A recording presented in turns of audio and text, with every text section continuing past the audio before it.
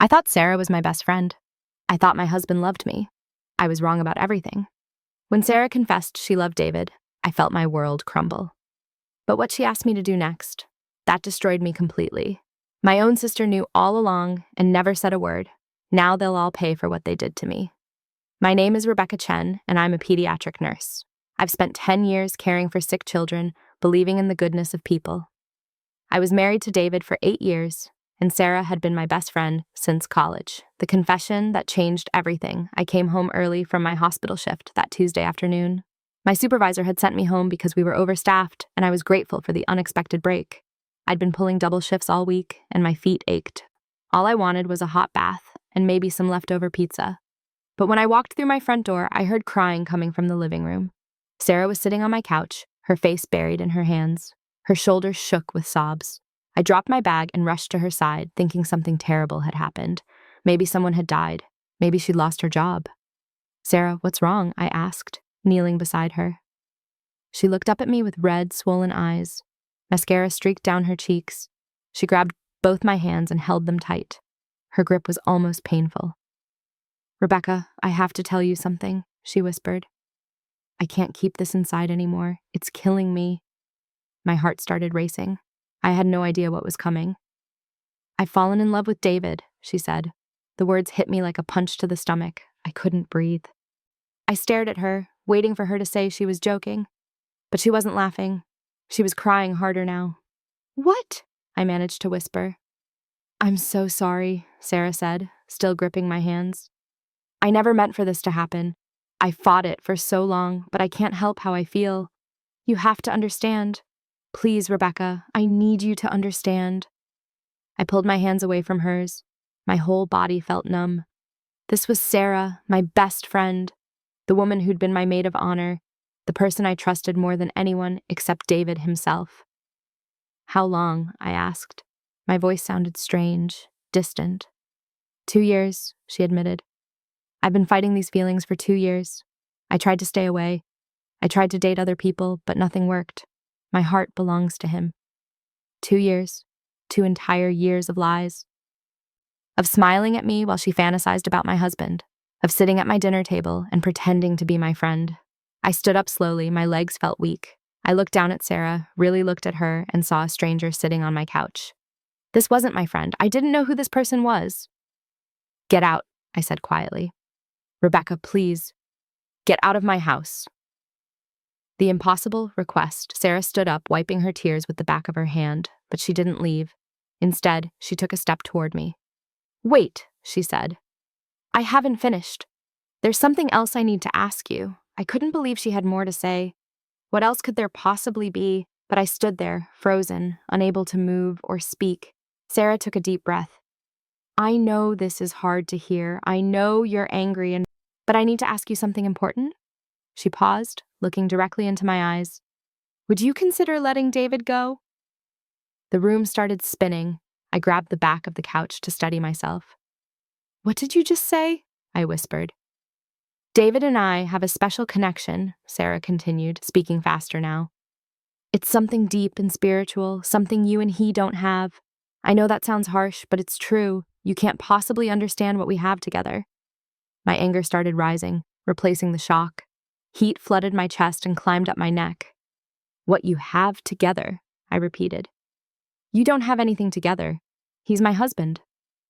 "But does he make you happy?" Sarah asked. "Really happy? Because he and we understand each other on a level that's rare. We connect in ways that—" "Stop," I said, my voice getting louder. "Stop talking." But Sarah kept going. She described what she called their emotional affair. She talked about long conversations they'd had when I was at work.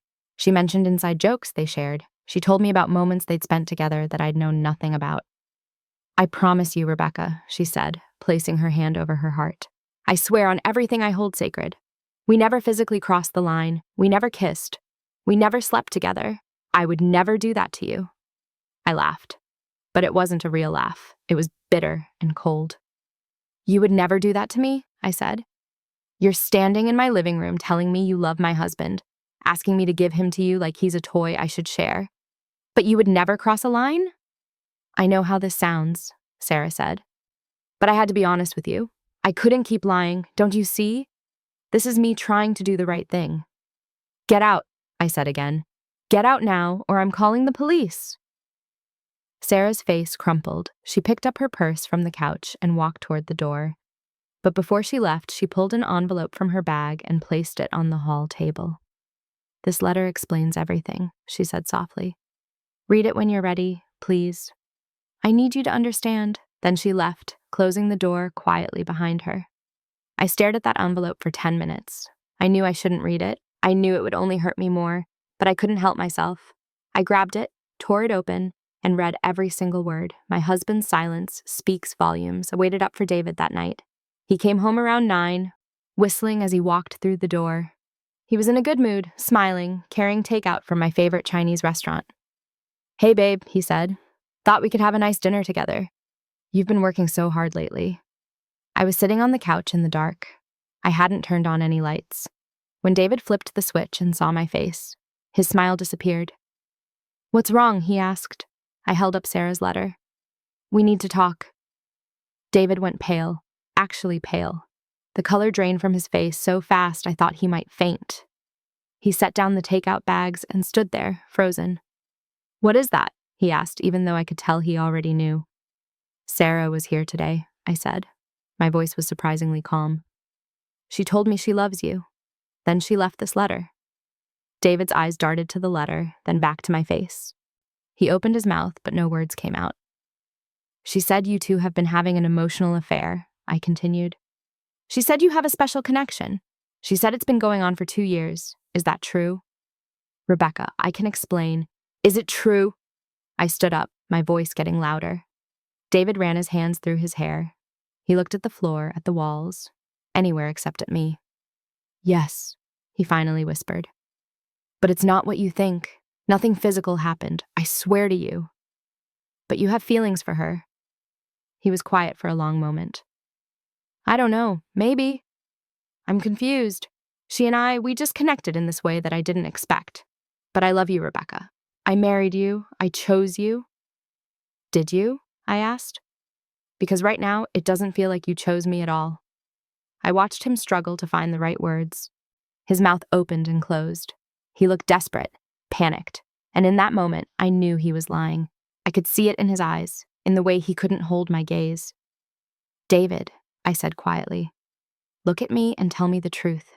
Did you sleep with her? No, he said quickly, too quickly. I swear, Rebecca, nothing physical ever happened. But his voice cracked when he said it, and I knew he was lying to me right to my face. I want you to sleep in the guest room tonight, I said. David looked like I'd slapped him.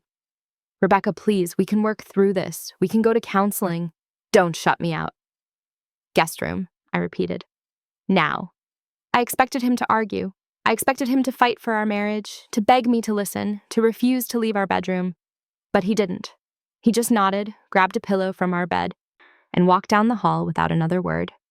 And that silence told me everything I needed to know. My sister knew the truth. I couldn't sleep that night. I lay in bed staring at the ceiling, my mind racing. At 2 a.m, I finally gave up and called my sister Emma. She answered on the 4th ring, her voice thick with sleep. Rebecca, what's wrong? It's the middle of the night. I need to talk to you, I said. Tears were streaming down my face now. Emma, something terrible happened. Sarah and David. Hold on, Emma interrupted. Let me go to another room. I don't want to wake up Mark. I heard rustling, footsteps, a door closing. Then Emma came back on the line. Okay, I'm in the kitchen. What's going on? I told her everything, about Sarah's confession, about David's admission, about the letter. Emma was quiet while I talked, and something about her silence felt wrong. Emma, I said, are you still there? I'm here, she said softly. Say something, please. I need you right now. There was a long pause. Then Emma took a deep breath. Rebecca, I'm so sorry, she said. Her voice sounded strange, guilty. My stomach dropped. What do you mean? Why are you sorry? I saw them, Emma admitted. Months ago. I saw David and Sarah together at that Italian restaurant downtown, the expensive one. They were holding hands across the table. I couldn't breathe. What? I wasn't sure if I should tell you. Emma continued, speaking faster now. I didn't know if it meant anything. Maybe they were just talking about a surprise for you or something. I didn't want to jump to conclusions. When? I demanded. When did you see them? In March.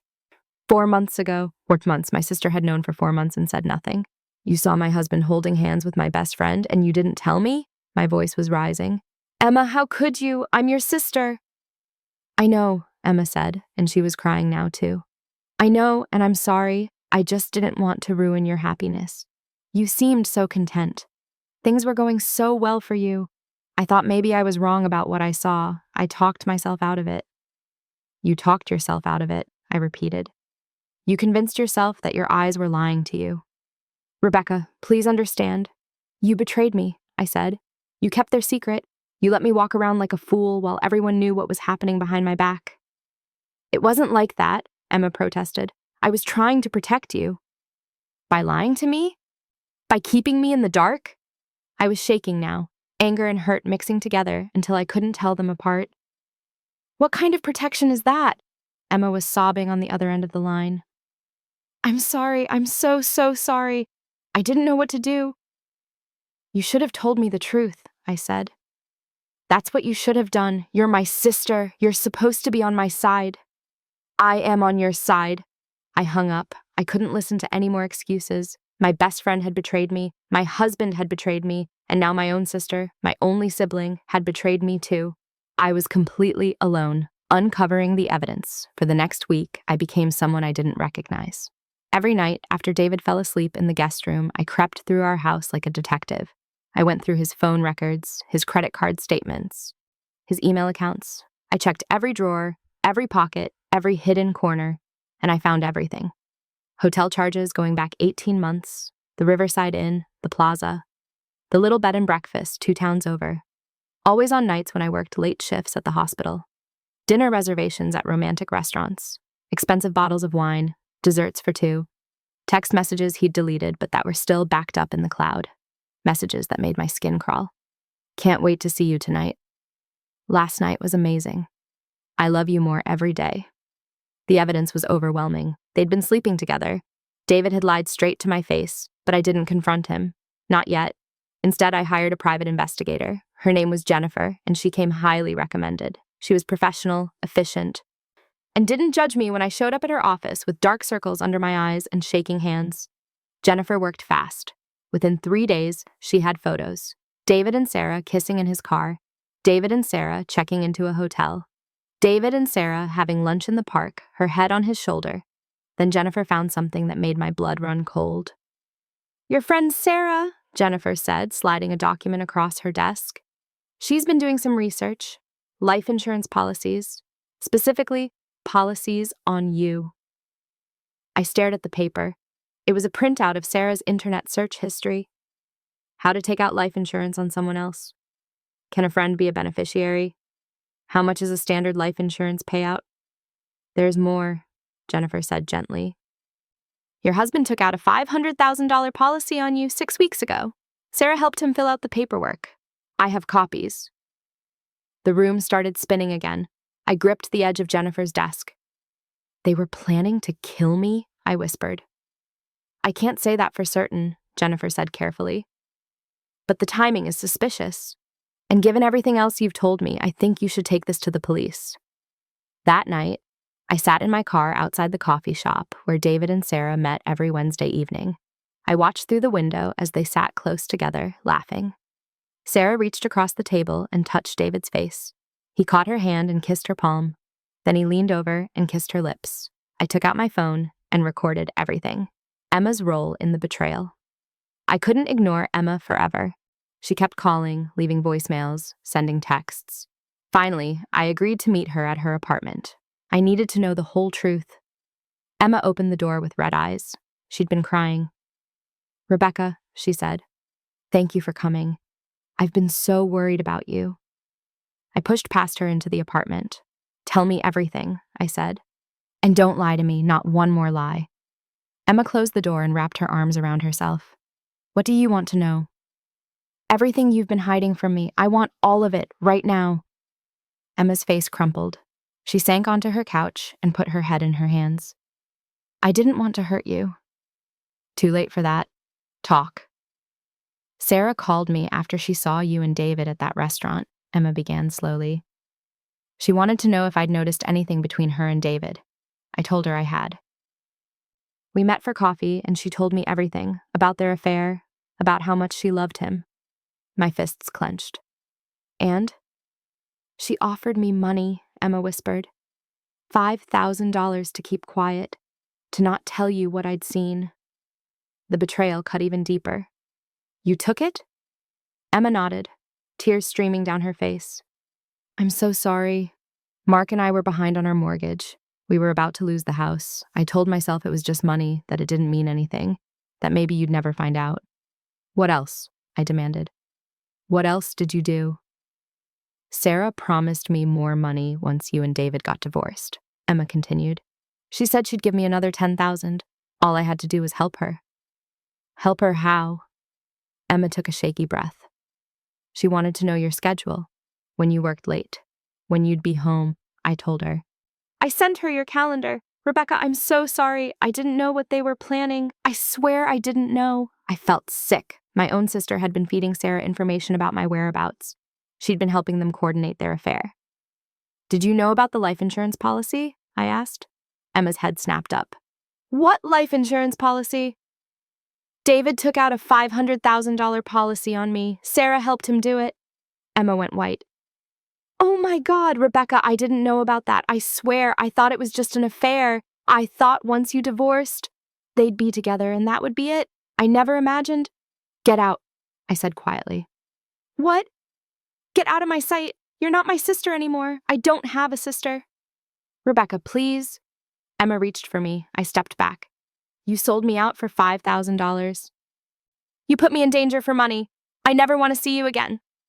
I walked out of Emma's apartment and didn't look back. The plan takes shape. I stopped crying after that. Something inside me hardened, turned cold and clear. I'd spent enough time being the victim. Now it was time to take control. I started documenting everything. I made copies of every piece of evidence Jennifer had given me. I organized the hotel receipts, the text messages, the photos. I created a timeline of the entire affair. I backed everything up in multiple places. Then I scheduled an appointment with the best divorce attorney in the city. Her name was Patricia Morgan, and she had a reputation for destroying cheating spouses in court. Patricia reviewed my evidence for 20 minutes without speaking. Then she looked up at me and smiled. It wasn't a kind smile. Mrs.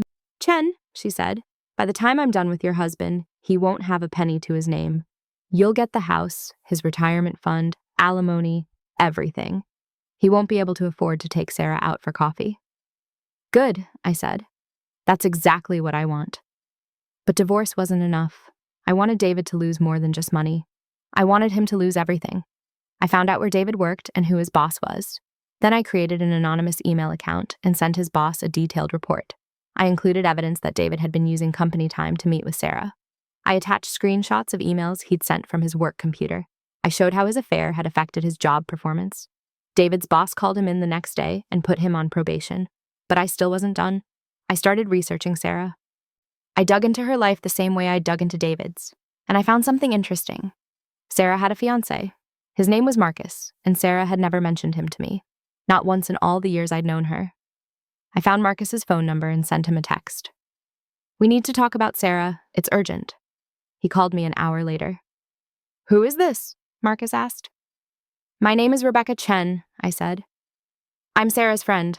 Or I was. I have something important to show you. Can we meet? We met at a coffee shop the next morning. Marcus was tall, handsome, well-dressed. He looked nervous. I slid a folder across the table to him. I'm sorry to be the one to tell you this, I said, but Sarah has been having an affair with my husband for over a year. Marcus opened the folder. His face went pale as he looked through the photos and documents. There's more, I said. I think you should know everything before you decide what to do. I told him about the life insurance policy. I told him about Emma's involvement. I told him everything I knew. When I finished, Marcus was quiet for a long time. Thank you for telling me, he finally said. I had no idea, none at all. What are you going to do? I asked. Marcus closed the folder and stood up. I'm going to destroy her, he said simply. The same way she tried to destroy you. and I knew I'd found an ally. Exposing Sarah's web of lies.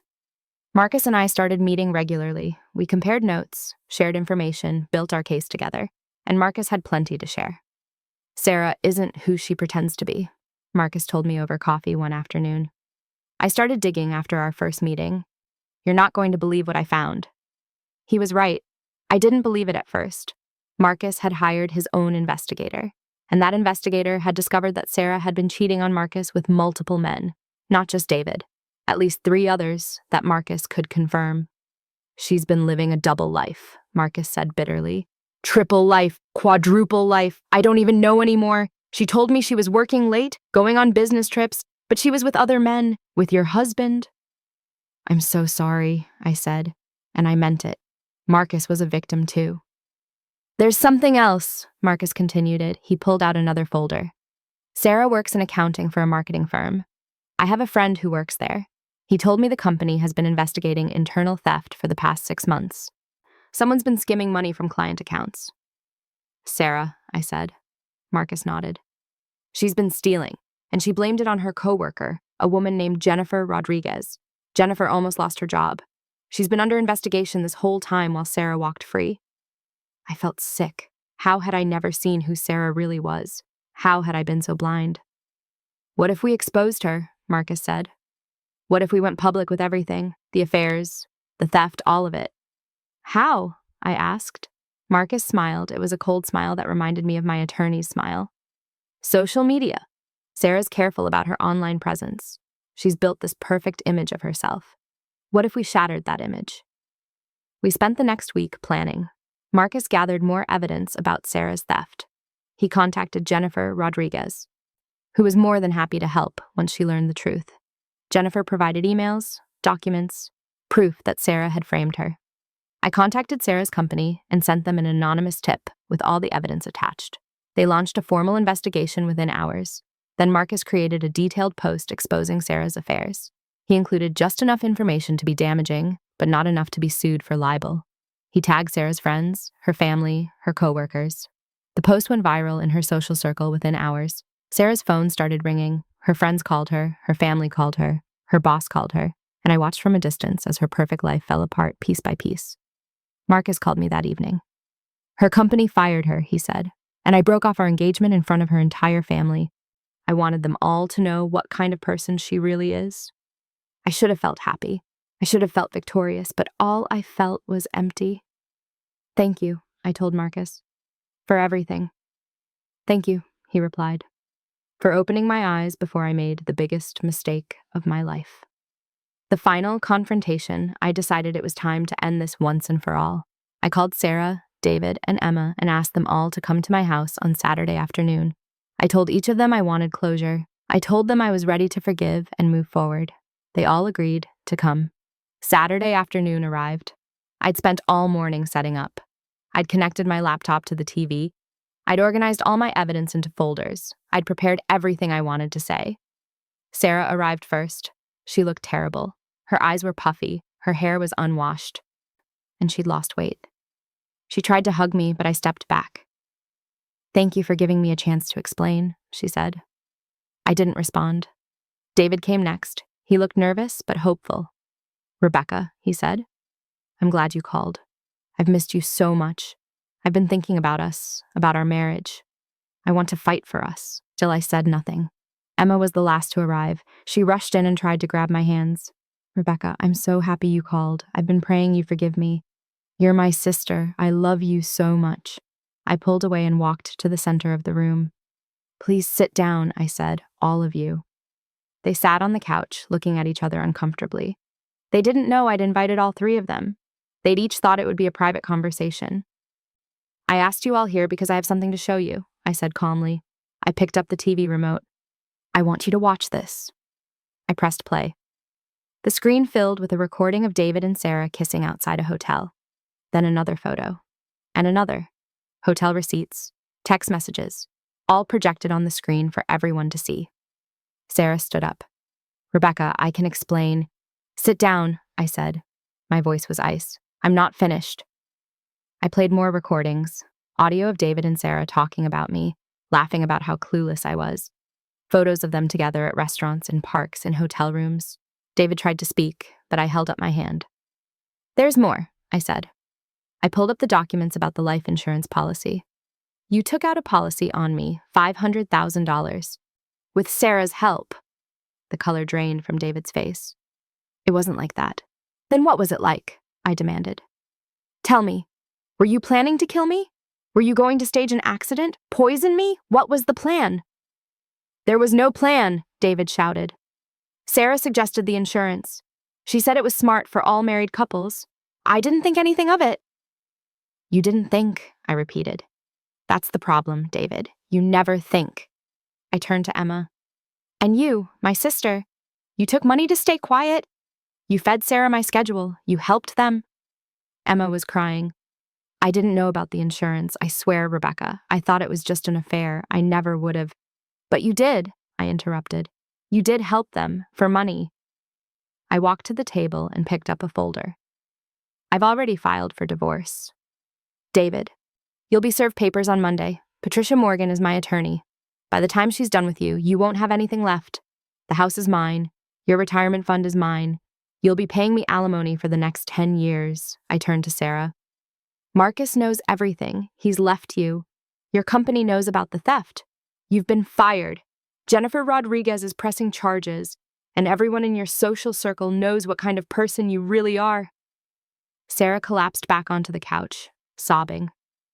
"And Emma," I said, looking at my sister, "I've already told our entire family what you did. Mom and Dad know. Everyone knows. You're not welcome at family events anymore. You made your choice when you took Sarah's money. Now you live with the consequences." I walked to the door and opened it. "Get out," I said. "All of you. Get out of my house and never contact me again." They left one by one without another word, and I closed the door on all of them forever. Rising from the ashes, the divorce was finalized 3 months later. Patricia was as good as her word. I got everything: the house, David's retirement fund, alimony, even his car. David moved into a tiny apartment across town and took a second job to pay his bills. Sarah faced criminal charges for the theft from her company. Jennifer Rodriguez's name was cleared, and Jennifer thanked me personally for bringing the truth to light. Sarah eventually pleaded guilty and was sentenced to 2 years of probation and ordered to pay restitution. Marcus and I stayed in touch. He'd started dating someone new, someone genuine and kind. He seemed happy, healed. Emma continued to call me for months. She left voicemails begging for forgiveness, but I never answered. Some betrayals are too deep to forgive. Some wounds don't heal.